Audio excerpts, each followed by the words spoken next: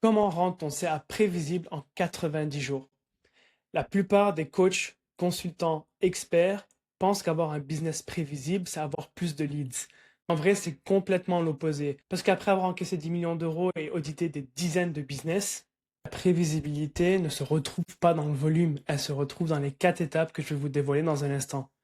Il y a des business qui ont des milliers de leads, mais ne savent pas combien ils vont faire le mois prochain, alors que d'autres business ont 10 fois moins de leads, mais ils savent prédire leur chiffre d'affaires à l'euro près tous les mois. Comment c'est possible?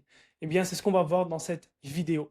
Mais avant, si tu es nouveau sur ma chaîne, mon nom c'est Joseph. Avec mon associé Benoît, on a encaissé plus de 10 millions de dollars avec un tunnel et une offre. J'ai travaillé aussi en 2014-2015 avec des infopreneurs américains, dont Brooke Castillo. Je me suis fait coacher par Mike Abramoff, l'un des meilleurs copywriters aux États-Unis. J'ai été coaché aussi par Michael Hodge, un scénariste hollywoodien qui a été consultant pour Will Smith et Tom Cruise. Avec Benoît, on a pris le mastermind de Jeremy Haynes. On a fait aussi partie du mastermind de Sam Ovens. Et aujourd'hui, on travaille avec des clients comme Frank Ropers, Yaspanish, Coaching by Half et EducDog. Donc, ce que je vais vous partager aujourd'hui dans cette vidéo, c'est pas du copier-coller qui vient des États-Unis. C'est basé sur mon expérience terrain qui date depuis 2014 et qui est éprouvée sur des millions d'euros encaissés. Alors, quelle est la première étape? Je le répète dans toutes mes vidéos, la première étape, c'est le message marketing. Peu importe le véhicule que tu utilises, peu importe le mécanisme de conversion que tu utilises, si ton message marketing n'est pas bon, ton tunnel ne va jamais convertir. Si on prend l'exemple de la radio, si on veut écouter une chanson, il faut se mettre sur la bonne station. Mais si on se décale d'un cran, on entend du grésillement. Est-ce que ça veut dire que la radio ne fonctionne pas? Non, pas du tout. La radio fonctionne, tu es juste sur la mauvaise station. Il faut juste décaler la fréquence pour être sur la bonne et pouvoir entendre la chanson à nouveau. Or, 90% à 95% des coachs, consultants, experts blâment leur tunnel, leur offre et les publicités alors que leur message marketing n'est pas bon. Ils ne résonnent pas avec leurs prospects. Donc, pour avoir un tunnel qui convertit, il faut que tu sois sur la bonne fréquence. Il faut que tu décales d'un cran. Il faut que tu ajustes ton message marketing pour qu'il parle justement aux désirs, aux frustrations, aux problèmes et aux rêves de ton avatar. Donc, dans la majorité des cas, tu es littéralement à un cran de décalage pour que ton tunnel convertisse.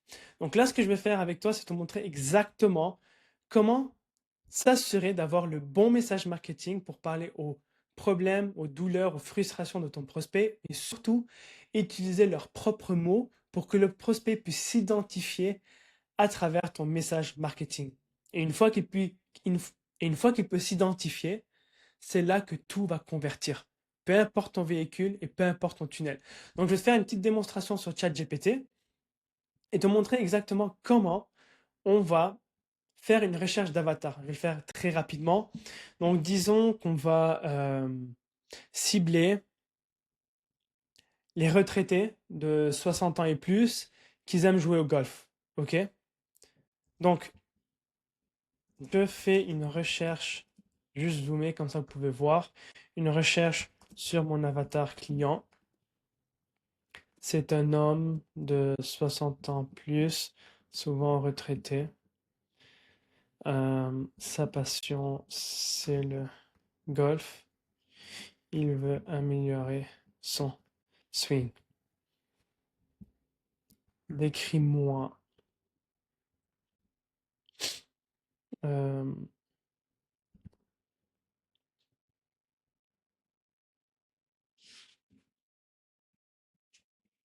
une recherche sur la physiologie de ce lion. Soit détaillé dans ta... Donc là, ce qu'on est en train de faire, c'est faire une recherche sur la physiologie du client, à savoir c'est quoi son âge, sa taille, son poids, etc. Ce qu'il lit, ce qu'il consomme au quotidien. Et ça fait appel au côté rationnel du cerveau. Et par la suite, il y a une deuxième type de recherche. Il y a une deuxième type de recherche que j'appelle la recherche psychographique. Et ça fait appel au côté émotionnel du cerveau. Donc, il faut vraiment avoir les deux pour avoir un message marketing qui résonne à tous les niveaux et qui fait passer le prospect à l'action. Donc allons-y, je vais mettre la vidéo sur pause et une fois que ChatGPT a fait la recherche, je reviens vers vous.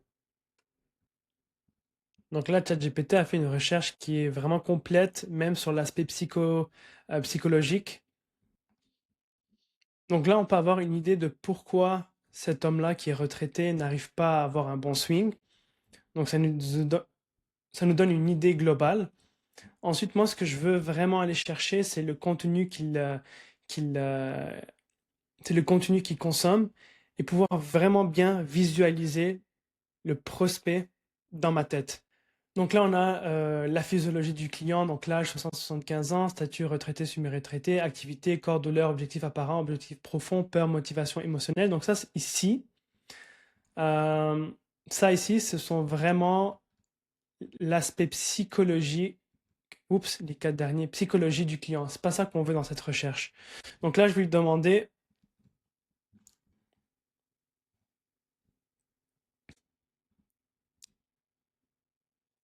euh, quel type de contenu il consomme, quel est son de, tic de langage, ça c'est super important. Parce qu'on va utiliser les mots et les expressions qu'il utilise pour décrire sa douleur, sa vision, son rêve, etc. Euh, Décris-moi en détail à quoi ressemble.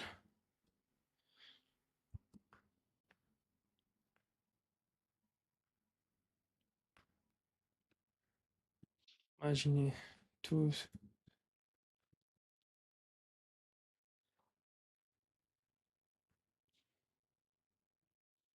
voire même son salaire, combien il gagne par mois, quel type de... que-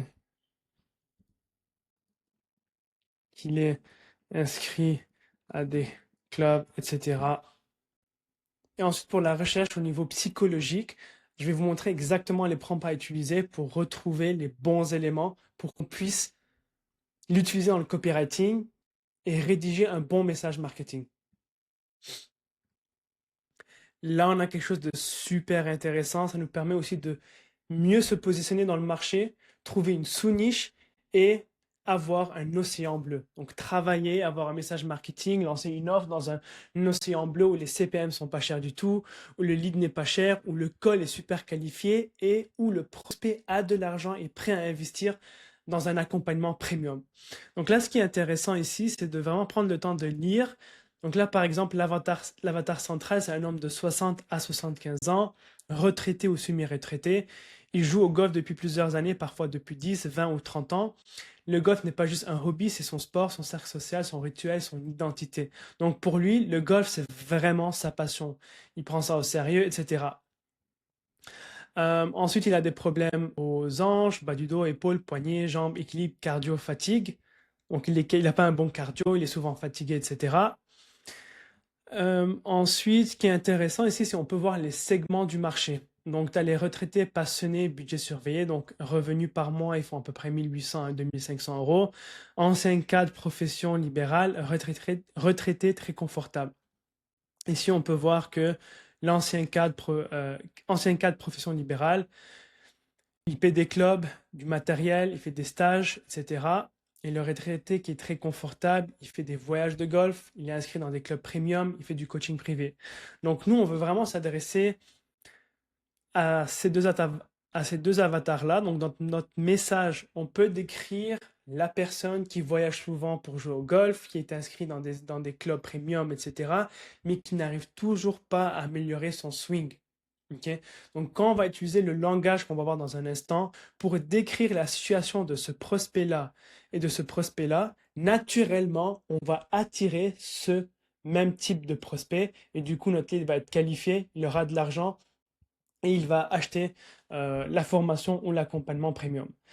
Donc, est-ce qu'il est souvent inscrit à un club? Oui, licence FF Gold, abonnement annuel dans un club, carte de réduction type le club golf, etc., etc.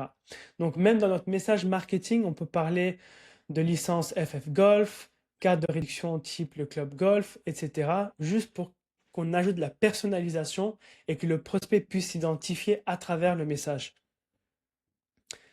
Truc qui est super intéressant aussi, balle premium, gants, chaussures, montre GPS, ce qui consomme déjà. Là, on a vraiment énormément d'informations qu'on peut utiliser pour rédiger un super bon message qui va vraiment bien résonner avec le prospect. Donc là, on va vraiment s'émettre à la même fréquence du prospect et du coup, là, le tunnel va super bien convertir.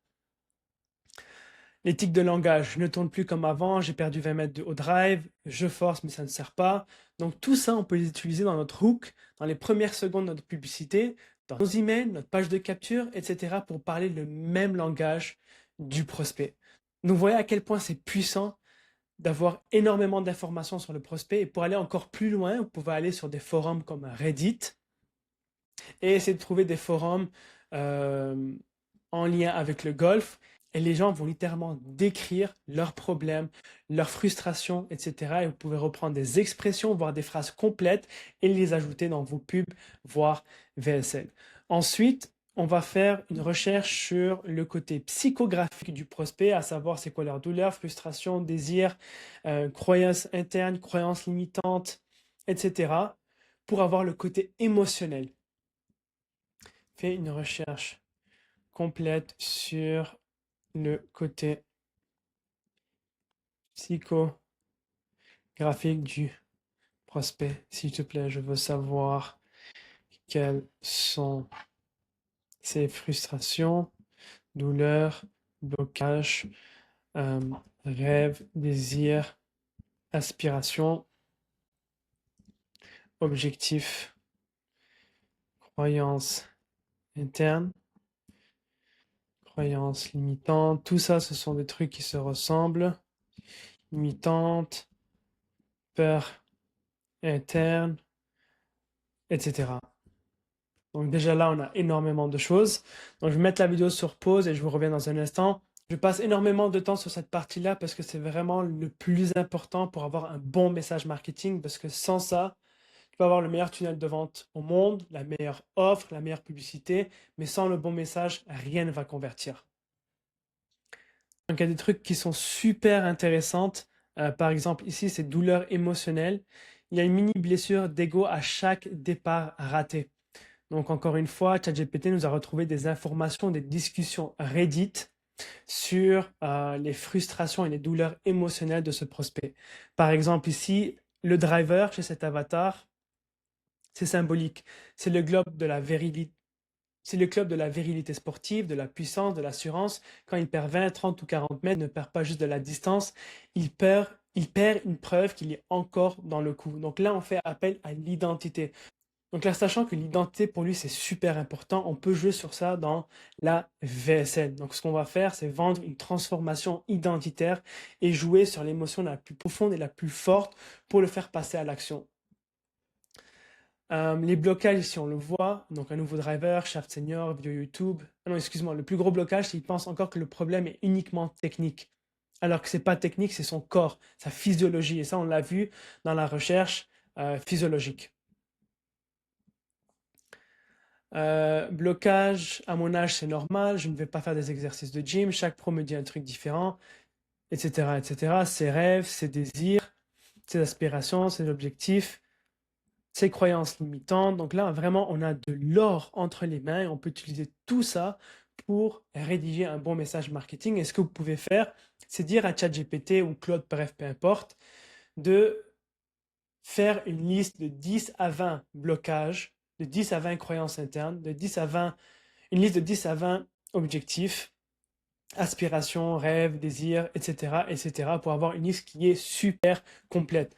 Donc juste en faisant ces deux recherches-là, vous avez déjà quelque chose qui est super bon, vous pouvez utiliser pour rédiger un message marketing. Donc une fois qu'on a fait la recherche, on pourra créer un bon message marketing. Et ensuite, la deuxième étape, c'est de ne pas lancer des publicités si votre tunnel de vente ne convertit pas. C'est comme si vous versez de l'huile dans de l'huile, il n'y a rien qui va se passer. En gros, aujourd'hui, vos publicités, c'est l'huile et votre tunnel, c'est le feu. Donc, tant aussi longtemps qu'il n'y a pas de feu, qu'il n'y a pas d'étincelle, versez de l'huile ça ne changera rien.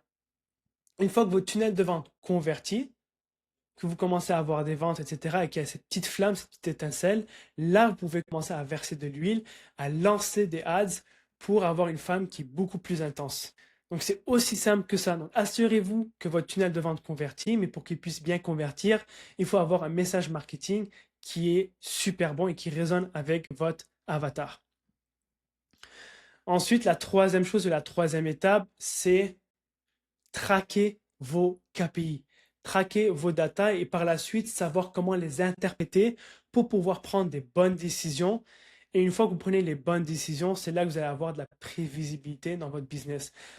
On a audité énormément de business et nos clients, la majorité d'entre eux, ne savent pas piloter leurs ads. Pourquoi? Parce qu'ils ne savent pas. Parce qu'ils n'ont pas le bon tracking et ne savent pas interpréter et lire leurs data pour prendre les bonnes décisions. Et en gros, il ressemble à cet homme-là qui ne sait pas quoi faire, qui est confus entre lancer des pubs, il se demande s'il doit couper ses pubs, est-ce qu'il doit faire des posts LinkedIn, est-ce qu'il doit poster sur Instagram, etc. Bref, il est perdu. Pourquoi? Parce qu'il n'a aucune prévisibilité, il n'a aucun tracking fiable. En n'ayant pas de tracking, ton business ressemble à ce tableau de bord d'avion. Il y a énormément de boutons, mais tu ne sais pas où peser, quoi peser pour décoller. Et c'est exactement la même chose avec ton business. Une fois que tu as les bonnes KPI, que tu traques chaque KPI, que tu sais les lire, tu vas savoir où peser, quel bouton peser pour décoller et enfin avoir de la prévisibilité. Maintenant, quel KPI traquer? Eh bien, je traque plusieurs KPI, mais les principaux, ce sont toujours le coût par call présenté, donc le coût. Donc, ça coûte combien lorsqu'un prospect se présente sur les appels? Et le cash collecté par présent. Par présent. Donc, en gros, si ton coût par call présent, c'est 200 euros, et ton cash par présent est de 600 euros, tu sais que tu as un business qui est rentable et que chaque call, tu sais que tu as un business qui est rentable et tu sais que chaque call que tu génères est super rentable et va te rapporter 600 euros. En gros, là, aujourd'hui, tu fais 1 fois 3. Donc ça, c'est vraiment les deux KPI que je traque quotidiennement. Il y a aussi, bien sûr, le ROI sur l'encaissé et le ROA sur l'encaissé. Donc ça va me dire si mes publicités sont bonnes ou pas. Mais en gros, aujourd'hui, ce que je fais, c'est traquer et piloter mes ads sur le coût par call présent et le coût par le cash par présent. Donc j'utilise des vieux fichiers Excel plus un tracking Eros qui me permet de savoir quel canal et quelle publicité convertit le mieux pour moi. Comme ça, je peux allouer mon énergie sur les bons canaux, escaler la publicité qui convertit bien et mettre sur off la publicité qui ne convertit pas. Donc là, on a le bon message marketing, le tunnel de vente commence à convertir, on a lancé nos publicités parce que le tunnel convertit bien, on commence à avoir de la prévisibilité parce qu'on traque les bonnes datas et on sait bien les interpréter, donc on prend des bonnes décisions. Maintenant, comment faire pour débloquer lorsqu'on rencontre des problèmes dans notre business? Eh bien, lorsque tu vas lancer tes publicités et scaler ton business, ça ne va pas être linéaire. C'est impossible. Si quelqu'un te dit que ton business peut scaler et ça va être linéaire et tu pourras tout le temps scaler, il te ment. Okay? Lorsque tu vas scaler tes publicités, tu vas toujours rencontrer ce que j'appelle des contraintes. Et l'objectif ici, c'est de trouver quelles sont les contraintes. Pour pouvoir trouver les contraintes, il te faut quoi? Un tracking, donc un fichier Excel Heroes. Donc en gros, ton business va ressembler à ce tuyau-là, qui est déformé, et l'eau ne pourra pas couler de manière fluide à travers le tuyau. Donc comment faire pour avoir un tuyau qui est complètement droit et avoir l'eau qui coule de manière fluide à travers le tuyau? Mais en gros, ton job, c'est exactement comme celui d'un médecin. Tu vas faire un diagnostic à chaque étape de ton tunnel de vente. Un diagnostic sur tes publicités, un diagnostic sur ta page de capture, un diagnostic sur ta VSL, un diagnostic sur le calendrier, sur le formulaire, sur l'équipe de vente, etc. Donc en gros, tu vas faire un diagnostic à chaque étape pour trouver les contraintes et ensuite créer des hypothèses et trouver des solutions. Donc disons aujourd'hui, le diagnostic, c'est le coût par call est trop élevé. Qu'est-ce qu'on fait? Il y a deux choix, il y a deux solutions. Première solution, si aujourd'hui ton coût par call est trop élevé, ça se peut que ce soit ta VSL qui ne convertit pas assez bien. Donc, qu'est-ce qu'on va faire pour avoir une VSL qui convertit mieux? Ça peut être deux choses. Ça peut être l'introduction, parce que après avoir encaissé plus de 10 millions d'euros, et après avoir travaillé avec énormément de clients dans toutes les niches possibles, j'ai remarqué que l'introduction a le plus gros impact sur le reste de la VSL. C'est ça qui va prédire ton taux d'engagement et ton taux de conversion. OK? Donc, ce qu'on peut faire dans les introductions, c'est tester une introduction qui est paradoxale. Donc, en gros, un paradoxe, c'est deux vérités qui semblent se contredire. Et là, ça va créer un gap dans la tête du prospect qui le force à trouver une réponse à ce paradoxe. Okay? Donc, ça pique énormément la curiosité. Tu as aussi un paradoxe que j'appelle le contrarian. En anglais, c'est contrarian. Donc, c'est tout simplement aller au compte courant d'un consensus social ou d'une croyance qui est partagée au sein du même public. Tu peux avoir un autre hook qui est contre-intuitif.